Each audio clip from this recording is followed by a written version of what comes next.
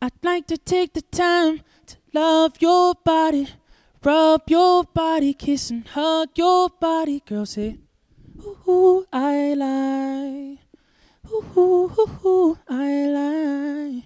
So I'm gonna take the time to love your body, rub your body, kiss and hug your body. Girl, say, ooh, I like. Ooh, I like. What's up, y'all? This is Jeremiah. You are now tuned in to Groundbreaking Productions right here. The name of this album is All About You. Um, I can honestly say Jeremiah, that was my self-titled debut album. At the time, I was just writing a lot of records, really trying to get them placed, because that's what I was told at the time from my management.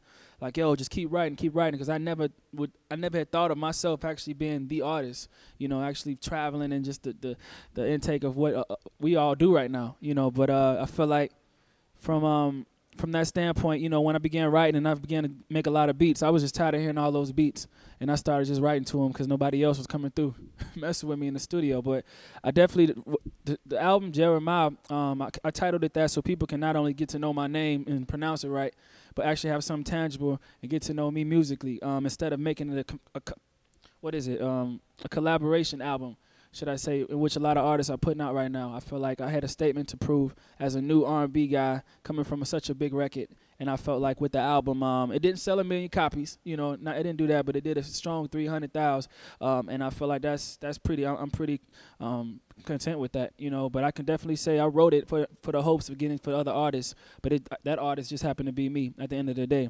With the second album, All About You, I called it that to dedicate to all my fans, and over the years of what they've done to me and really gotten me to this height that I've now reached.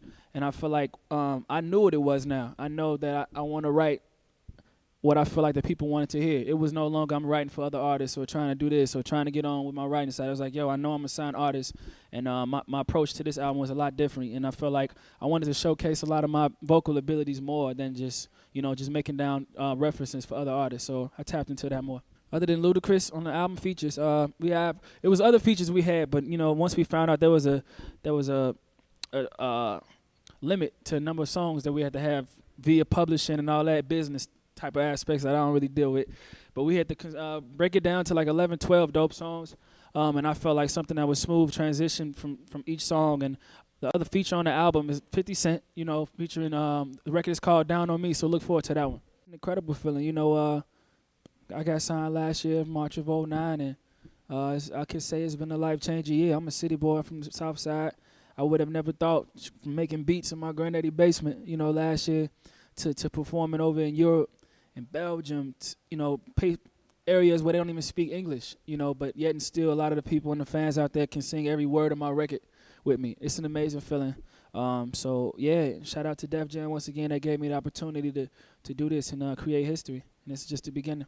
I mean, the same as probably coming up in other types of different families. I feel like that's just what my mother was a singer, my grandmother was a singer, and I never had been a singer my entire life. As to the last 2 years, I've been more the musician, and they always made sure that even after school, I'd be in after school programs. I played in every sport in my high school. I just used to miss, even on football team, I missed being hearing the marching band ride past, and I used to be in that drum line. I just have a passion for music. So I think that was instilled, and it just kind of grew with me as I grew older. I mean, like I said, my mother was in a group. She wasn't in no Destiny's Child, but she was in a church, outreach type of group. My grandmother was also a singer, but I say over the last, it's been a good 2 years. I got signed in March of '09. And I think when I began to really take music seriously as far as an artist and trying to take it as a career, it was like the end of '08. So about September of '08, that's when I really began to go spend my time in the studio as to, chill everywhere else, continue to write or go hoop with my guys. I really started to really want to go to the studio because I was getting the hang of that, learning how to use Pro Tools. I went to Columbia College downtown, and that was one of my courses, learning how to use Pro Tools. And now I'm able to record myself as to having to depend on others, even the production side. So I think it all kind of came together. Around that time, I say July, September, I felt like I went to U of I as well out in Champaign, Urbana, and I began to like playing and singing. That was my thing. I began to learn how to play the piano, and that was my first. It's always been my first love. But once I started singing, and artists like John Legend had come out, and Stevie Wonder, obviously in the past, I felt like, yo, I can do that too. So I began to get involved in like Cotton Club shows and all these other extracurricular, homecoming events or whatnot. And I began kind of to be known as that dude that could sing and play. So when I think it was a point in which I did a show and I had to cover Stevie Wonder, and I felt like him. I even was trying to act like him. They had me little glasses in the head. But afterwards, it was like straight up standing ovation. It was a guy out there that was holding it down too, known as that singer dude. But when I came, I beat him. It was a competition as well. And that's when I was like, okay, afterwards the feedback and everybody, after the show was like, yo, that was dope. That's when I started believing in myself. Not that I hadn't before, but I think it was the satisfaction of others like, yo, that was, you touched me. That touched everybody. So that's when I think I began to start taking music seriously.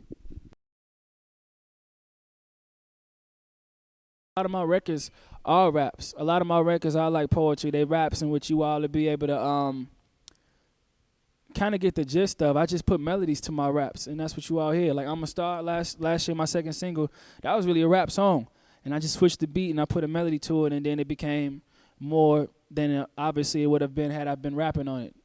I just used to write a whole bunch of 16s to all my beats, and once I began to get known as a singer, and I started to find out what my voice can do, and a lot of different approaches, I think it made it a lot easier for me for my delivery to start singing what I rap.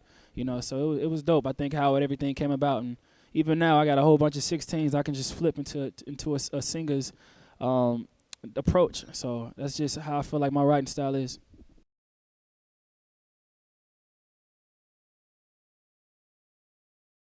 Oh man, keep grinding. Actually I grew up even at family reunions. He was in a couple groups before Day 26. He was in Quiet Storm. It was a group, they had in Chicago. They was actually bubbling. They was on 106. And in Chicago, they were pretty good, decent group. One Chance was also a group he had been a part of, which I'm not sure if you're familiar with One Chance, but they had a nice breakout song. I think it was called Look At Her. I don't think he was in that group then, but I don't know. I always watched him, and I admired the fact that, he just stuck with it no matter what. And our whole family is just musically inclined. Like everybody, like instead of having a competition for other things like running or racing or whatever at a family reunion, we actually had like talent shows at our family reunion. So just watching him over the years and just seeing him when he became a part of Bad Boy and on TV with P. Diddy and every day with the Making the Band show, it was like inspiration. And so I seen him do it, and I felt like I was that close to fame. I had never been. And so even now, our relationship has grown closer with my success as well. Man, everybody, I feel like this is kind of just the beginning.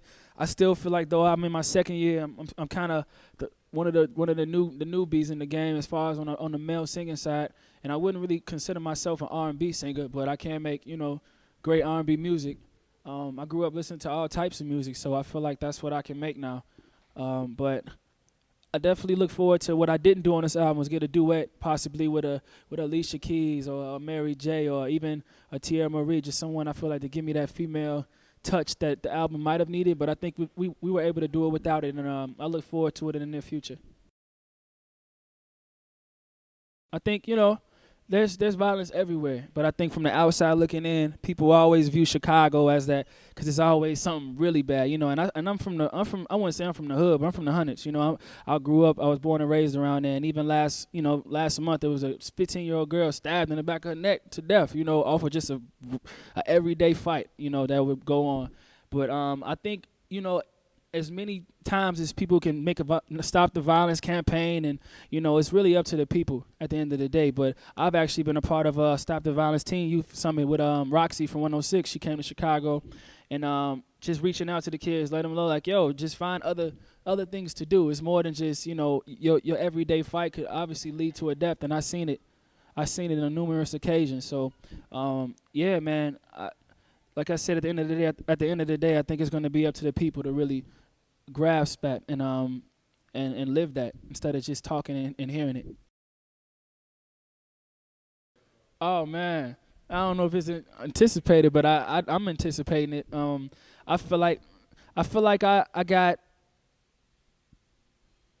want to stamp myself as an artist. Like I know a lot of people like, yo, what you want to do? Movies, oh, listen, that like that takes time. You know, I think some people really have that natural ability to and are comfortable in front of camera and have been acting. You know, I've done some acting in my day as well, but definitely, man, look forward to it. It's called Oh My. I was thinking about it because sometimes when I walk past girls, what I wear now, they be like, oh my, and I'm even not like coincidentally, my name is Jeremih.